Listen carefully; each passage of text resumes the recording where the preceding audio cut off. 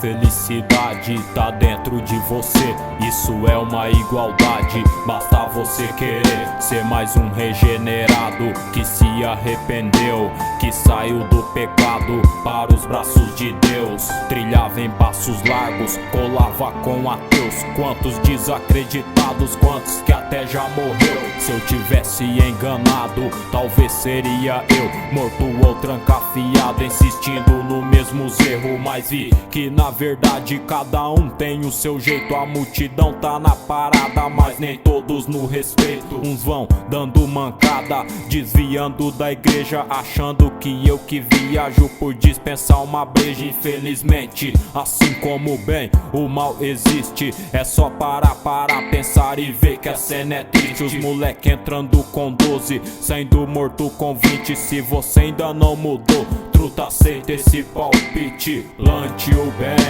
pra colher a paz, não veja quem, porque nunca é demais. Ajude alguém pra ser ajudado, não seja refém do laço do diabo.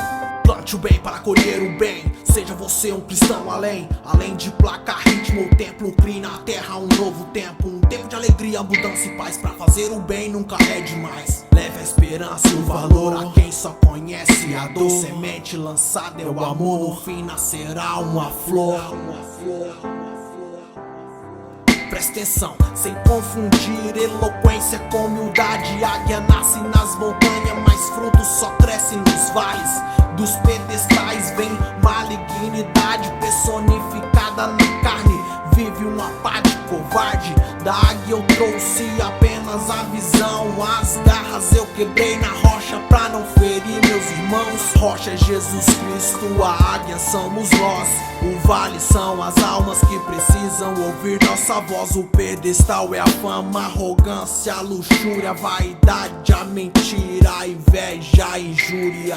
Plante o bem pra colher a paz, não veja quem, porque nunca é demais. Ajude alguém pra ser ajudado, não seja refém do laço do diabo.